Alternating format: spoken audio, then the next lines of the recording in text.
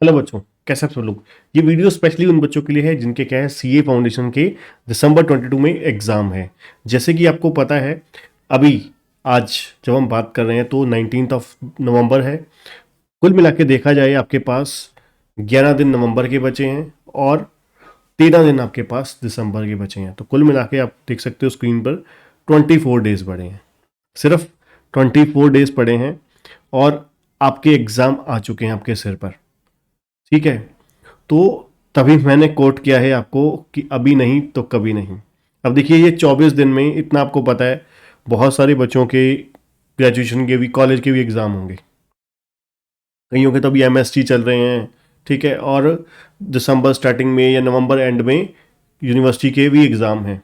तो तकरीबन मान लीजिए, लगा लो आपके अगर कम से कम 4 पेपर भी बीच में हो तो 4-5 दिन मतलब आपके वहाँ पर वेस्ट होने वाले हैं। तो मैक्सिमम टू मैक्सिमम आपके पास 20 दिन है।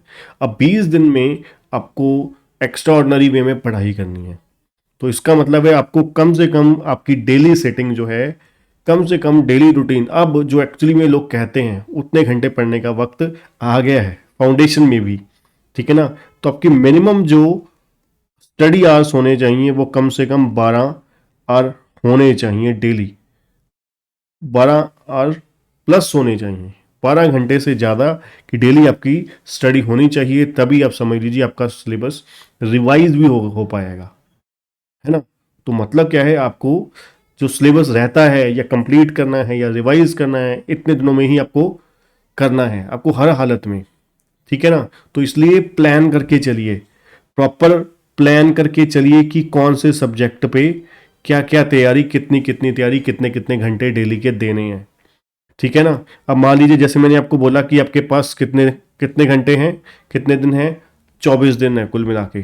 तो हर दिन में आप मान के चलिए, आप पूरा प्लान करके चलिए कि भाई मान लीजिए अकाउंट्स हैं, तो अकाउंट्स के लिए आपके पास, आपको लगता है कि मेरी तैयारी हो चुकी है, तो अकाउंट्स का फर्स्ट एग्जाम होता है, तो लास्ट 3 दिन अकाउंट्स के लिए देने हैं।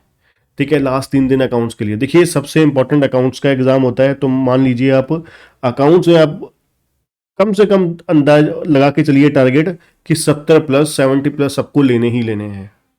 ठीक है। दूसरा लॉ रिटर्न है, ये दोनों में, रिटर्न में खास करके आपके अच्छा टारगेट होना चाहिए, अच्छे मार्क्स स्कोर करने का बिल्कुल प्लान होना चाहिए। ठीक है। और सबसे इंपॉर्टेंट जो बच्चों का पेपर होता है, जिसकी वजह से सीए फाउंडेशन के मेजोरिटी बच्चे फेल होते हैं, वो है BMLRS। इसको आप प्रॉपरली प्लान करके चलिए, स्पीड, किस तरीके से स्पीड फास्ट की जाए, किस तरीके से रिवाइज किया जाए, है ना, कौन कौन से चैप्टर हैं जो मेरे को पहले टारगेट करने हैं। आपको इस सब्जेक्ट में स्पेसिफिक होना पड़ेगा, इस सब्जेक्ट में आपको सोचना ही पड़ेगा कि इतने घंटे मेरे को प्रैक्टिस के लिए लगाने हैं। ठीक है ना। अगर आपने मान लीजिए जो जो चैप्टर कर लिए हैं, जो जो सिलेबस आपका हो चुका है, तो आप क्या करिए, हमारी, मैं आपको सिंपल प्रैक्टिस करने का तरीका बताता हूँ। हमारी KCC की ऐप पे जाइए, आपको बहुत सारे आपको कंटेंट मिल जाएगा जिसमें प्रैक्टिस क्वेश्चन दे रखे हैं जो टाइम ओरिएंटेड है। ठीक है ना। टाइम ओरिएंटेड है, उसके अकॉर्डिंग आप तैयार कर सकते हो, बहुत अच्छी आपकी प्रैक्टिस हो जाएगी। इसमें आपका जो मोस्ट इंपॉर्टेंट चीज़ें होती हैं, ICAI का स्टडी मैट कवर है, जो ICAI के पास्ट एग्जामिनेशन क्वेश्चन हैं वो कवर है। ठीक है। प्लस आगे जाके भी अभी कुछ दिनों में ही जो हम लोग, जैसे कि मैंने अपना, आपको याद होगा, सीए फाउंडेशन की अभी फाइनल अकाउंट का लाइव सेशन लगाया, कंसाइनमेंट का लाइव सेशन लगाया, इसी तरीके से और बहुत सारे मैराथन्स पूरे अकाउंट्स के, ठीक है, मैथमेटिक्स के होने वाले हैं। ठीक है। तो उसके लिए आप हमारे यूट्यूब चैनल को सब्सक्राइब कर लीजिए, बेल आइकन दबा लीजिए, जैसे ही कोई नई वीडियो आया करेगी आपको नोटिफिकेशन मिल जाया करेगा। ठीक है ना। और जो मॉक टेस्ट पेपर है वो आपको करवाया जाएगा यहीं पर, इसी चैनल पे। ठीक है ना। तो बेस्ट वे यही है, जो ICAI का कंटेंट है उसको इलस्ट्रेशन, खास करके अगर अकाउंट्स और लॉ के पेपर की बात करें, जो खास करके रिटर्न वाले हैं, ICAI का स्टडी मैट बिल्कुल अच्छे तरीके से पढ़ लीजिए। जो लेटेस्ट मॉक टेस्ट पेपर है जरूर करके जाइएगा, लेटेस्ट RTP जरूर करके जाइएगा, और पास्ट एग्जामिनेशन क्वेश्चन, ये 4 चीज़ें सबसे इंपॉर्टेंट कंटेंट होता है किसी भी CA एग्ज़ाम में बैठने के लिए।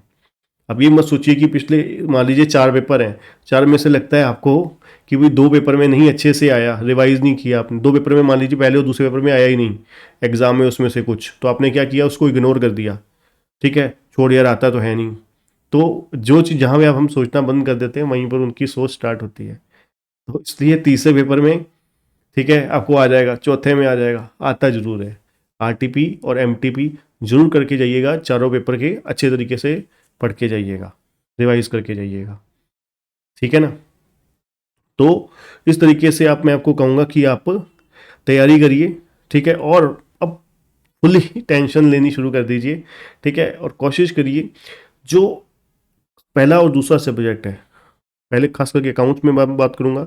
अकाउंट्स में presentation, hand writing, speed, accuracy, accuracy तो चलो है ही है ना, एक्यूरेसी तो है ही है, presentation, hand writing, speed, speed बहुत ज़्यादा जरूरी है हर सब्जेक्ट में, क्योंकि देखिए पेपर आपको आता होता है, अकाउंट्स का पेपर मेजोरिटी बच्चों को आता होता है, ठीक है, बट ना स्पीड होने की वजह से नहीं अटैम्प्ट हो पाती। अब लो अटैम्प्ट होगी तो मार्क्स भी वही 45, 50, 55 के बीच में रह जाएंगे।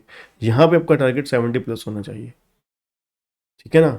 हर मतलब पेपर में प्रॉपर अभी से ही प्लान करो कि इतने दिन इसको देने हैं, इतने घंटे इसको देने हैं, इस तरीके से रिवाइज करना है ना। रिवीजन के लिए भी मैं आपको स्ट्रेटेजी बताऊंगा सिंगल सब्जेक्ट वाइज, ठीक है। तो उसके लिए जुड़े रहिएगा हमारे चैनल पे, चैनल को सब्सक्राइब जरूर करिएगा, वीडियो को लाइक जरूर करिएगा अगर पसंद आई तो, और बेल आइकन दबाना मत भूलिएगा। Thank you.